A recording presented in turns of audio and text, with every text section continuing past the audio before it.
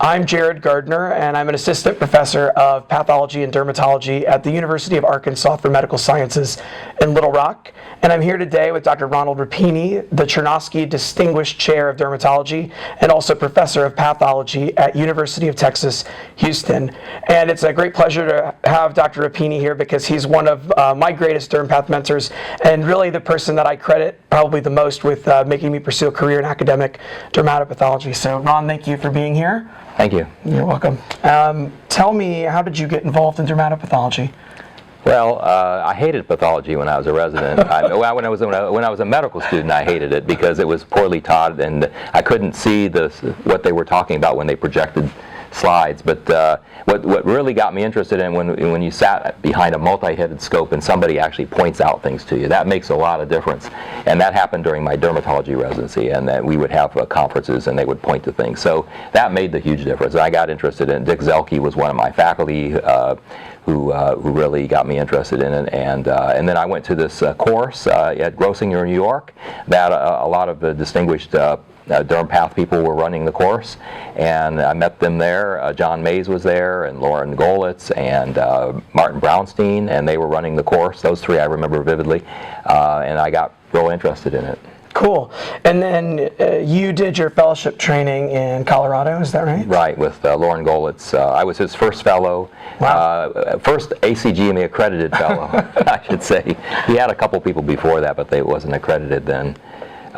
We were feeling our way around with the new accreditation because they made me do all of the things the first year pathology residents do. Oh, wow. So I had to do gross in a Whipple procedure and do 12 autopsies and all this. The pathologists were happy to have an extra hand, so they loaded all the things on me. But things have loosened up with most of the dermatology trained pathology fellows now. Yeah, no autopsy requirements now that I'm aware of.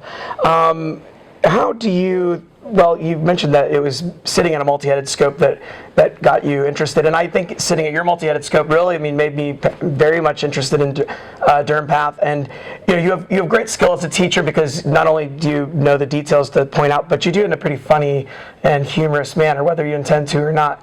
So what do you think it takes? How do you teach derm path to people? Well, my worst fear is someone's going to fall asleep, so I try to put in some humorous things in there.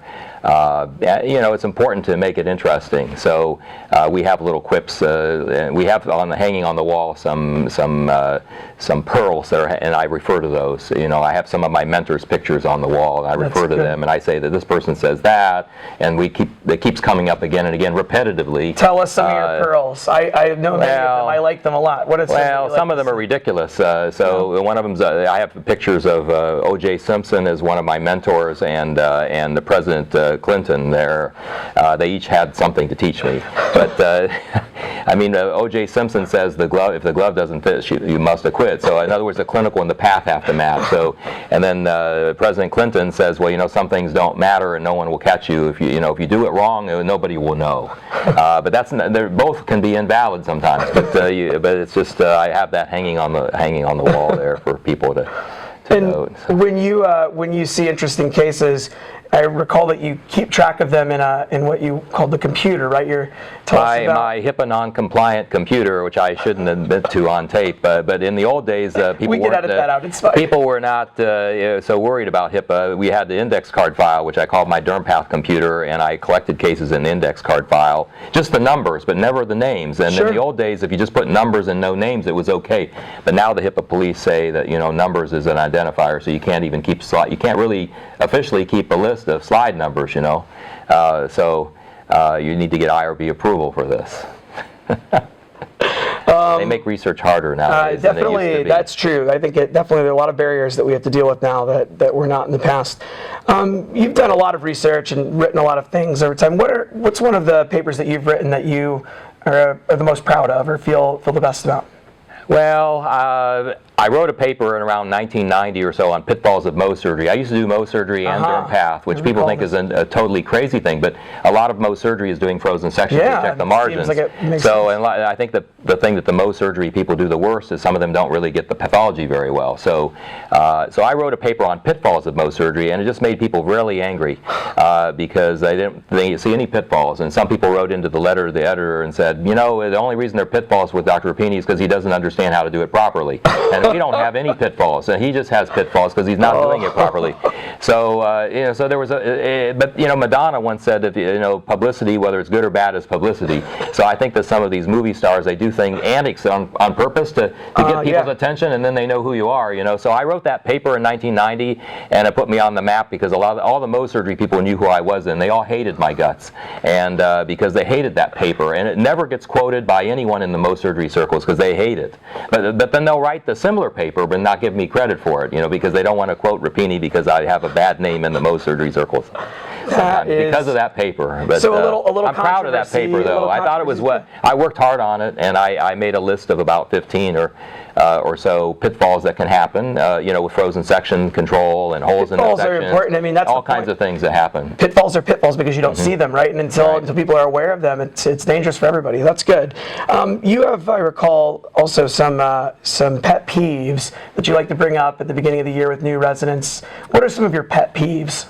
Well, I have a pet peeves talk, and I keep morphing it. It changes over the years, and some years I feel like ranting more than other years, but the spelling is one of the pet peeves. That's kind of a nitpicking thing, but you know, you have to spell nevus sebaceous correctly and things like, and you know, people spell things wrong, and it makes you look like you're ignorant. You know? Sure, of course. So, and on a pathology, for a derm path person especially, you know, it looks bad on your derm path report if it's spelled wrong.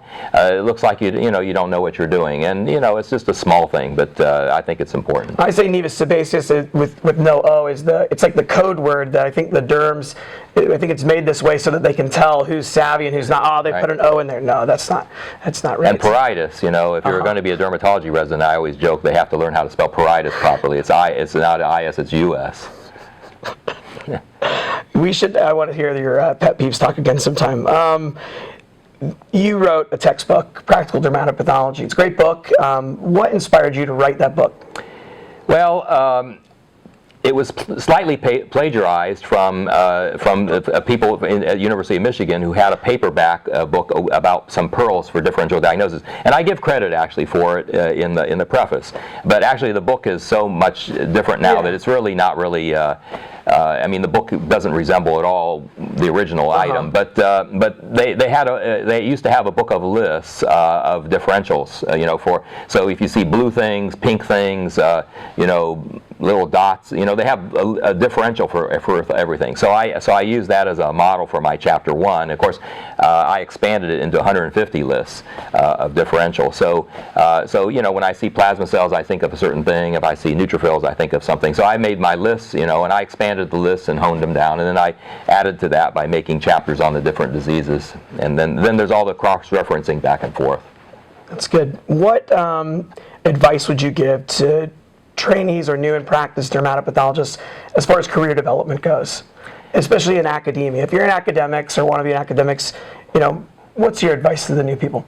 Well, stick with it and don't give up. That's kind of a quip, I guess, that people say all the time. But my wife tells me that I'm a chairman of dermatology now just because I outlasted everybody and I just hung around. So it's typical faint praise from my wife. But I just stuck with it. And there are a lot of people smarter than you. And in medical school, I mean, I was surrounded by really smart people. And I mean, at this society, there are so many people that are smarter than me. But I think I'm more persistent than some of them. And I just stay with things. And actually, a lot of people drop out of academics within 5 years or so. And so if you stay past 5 years, you're already beat out a lot of the people because they don't stay there, you know, because they can't take it anymore. You know, academics, the main problem with it at the university is lack of control of your environment, and that's a very frustrating thing, and you just have to be patient with it, and it's okay. The grass looks greener on the other side of the fence. In private practice, you have a lot of control of your environment, but there are other things better in academia. You have the residents and faculty there to bounce things off of. So, you know, you have to look at the positive things about it and don't let the downside of academia get you down. That's good. I think like you said, I definitely have felt that struggle early on when you see a university policy and you think that doesn't make sense, but there's nothing you can do to change it. But certainly, I guess every job has pros and cons, right? Absolutely. What advice would you give to residents who are interested in becoming dermatopathologists and as far as applying for and getting a fellowship? I mean, that's what everyone wants to know. How do I get a derm path fellowship, right? Right. What do you tell these people? Well, write papers. People want to see the publications. I mean, it's too bad it turns into that, but that's what people want to see. You write some papers. If you write some good papers, not just case reports, that's really good. But also, people look at volume, so you can pad it with some case reports. But just do a good job and be yourself when you interview. A lot of people just say that they want to have a fellow who is somebody that they can click with and sit at the microscope with and enjoy being around. That's actually one of the highest things on my list. When I look at an applicant, right. I want to know, you spend a lot of time with that person for a year, right? You want to know that someone's going to be comfortable to work with and have good chemistry. So I think that's important too. Why are you in the ASDP? Why are you a member of this organization? What do you think the benefits are for you personally? Well, the networking is a big part of the meeting, and it's the same with the AAD meeting and many other meetings. The networking is something you can do at a meeting that you don't do when you just write papers and talk to people. So that's a big deal. A lot of times I spend more time networking than I do actually attending the meeting, which I shouldn't admit to. But you like to walk around the posters. You can talk to people. Yeah. That's really good. That's the main reason I love the society is to get to interact with all the people and it's really so much fun to match the face with the name. You read the paper and you see their name, and then when you can match their face with it, you can talk to them and see them in action. And some of the way people present, it was always so great in the old days to listen to Winkleman and Ackerman and some of those great people, present things. They were just larger than life to watch them present at the podium. And it was just, you remember what they say more than what you do when you read their books. Yeah, it's true. People that are great presenters, it makes an impact. What is your favorite skin tumor? Favorite skin tumor? There's the hard question. I will blurt out trichilomoma. That's pretty good. Not because it's necessarily my favorite, but it's my secretary's favorite. Because when we used to dictate and transcribe, and when I said trichilomoma, she got all excited because it thought it was a tricky tumor, so it'd be trichilomoma. But I don't know. It's hard to pick up favorite. That's the best I just blurt that out because it's my secretary's favorite. I love it. That's a good answer. Ron, thank you so much. Thanks a lot. Appreciate it. Thank you.